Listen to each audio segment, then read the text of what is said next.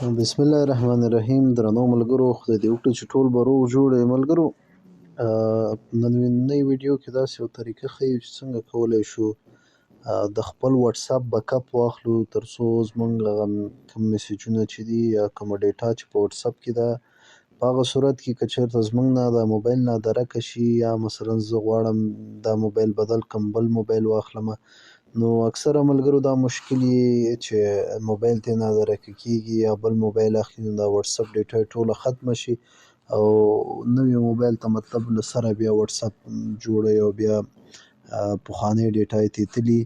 نو د دغې دپاره اسانه طریقه ده چې د وټس اپ بیک اپ واخیستل شي او په خپل جیمیل اکاونټ کې دا سټور شي.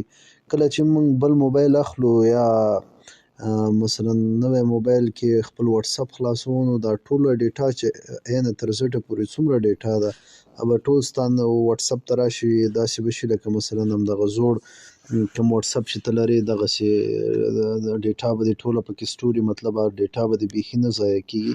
د دې دپاره ډېره اسانه طریقه ده، همدې وټس اپ باندې کلیک کوو او د وټس اپ کلیک نه وروسته په دغه 3 ډاټه چې دي پاس په دې باندې کلیک کوو او د سیټینګ ته راځو. کله چې په سیټینګ باندې کلیک وکړو، لاندې دا تاسې ته به ښکاري دا چټس، دا چټس باندې به کلیک وکړو. د چټس د کلیک نه وروسته لاندې خري خوا نه دویم اپشن دا چټ بیک اپ دی.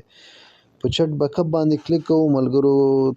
دا چې مخکې نه ما خپل هغه جیمیل اکاونټ یا ګوګل اکاونټ دا تیار ورکړی، ایمیل اډرس، نو زما ټوله ډیټا دا تاسې ته به پاس ښکاري، زما ډیټا اپلوډینګ کې ده، مطلب روزمره چې څومره میسیج ما ته راځي دا ټول همدې اکاونټ کې سټور کېږي. کله چې زه بیا بل وټس اپ خلاصوم یا بل موبایل کې وټس اپ خلاصوم، نو د همدغه ایمیل د طریقه دا ټوله ډیټا ته یو اپشن راځي، مثلا ریسټور اپشن راځي، په ریسټور کلیک وکړه، ټوله ډیټا دې چې څومره ده هغه ټوله به ستا وټس اپ ته بیرته راشي او مشکل به نه پیدا. تاسې به داسې طریقه وکړئ، دغه ګوګل اکاونټ چې لیکلی ما خو تیار ایمیل ورکړی، تاسې به دلته خپل ایمیل ورکئ، بس خلاص، نور هیڅ نه غواړي، خالص خپل ایمیل به ورکئ.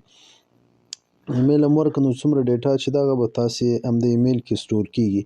دغه بیک اپ ټو ګوګل ډرایو چې دی، دې کې تاسې ته وایي چې مثلا ډیلی ما روزمره بیک اپ انتخاب کړی، هره ورځ ما چې څومره میسیجونه هغه ټول بیک اپ کېږي، مطلب زما همدې ایمیل اډرس کې. که ویکلی کې هفتهوار، مثلا هفته کې به یو ځل ستاسې د میسیجو بیک اپ اخلي، که منتلی کې مثلا میاشت کې یو ځل به ستاسې بیک اپ اخلي، نیور معنی چې هېڅکله بیک اپ مه اخله.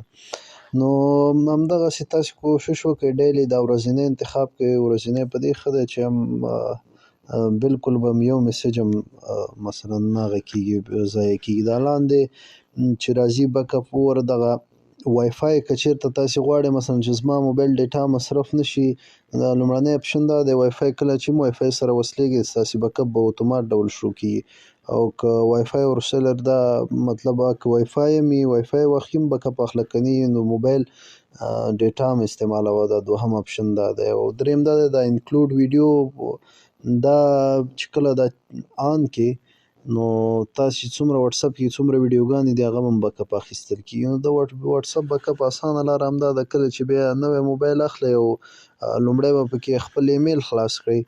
ایمیل نه وروسته به چې کله تاسې وټس اپ ته نمبر ورکړو، نو هلته ریسټور اپشن راځي، بس ریسټور باندې کلیک وکړئ، ستاسې ټوله ډیټا به په نوي وټس اپ کې ځای په ځای شي.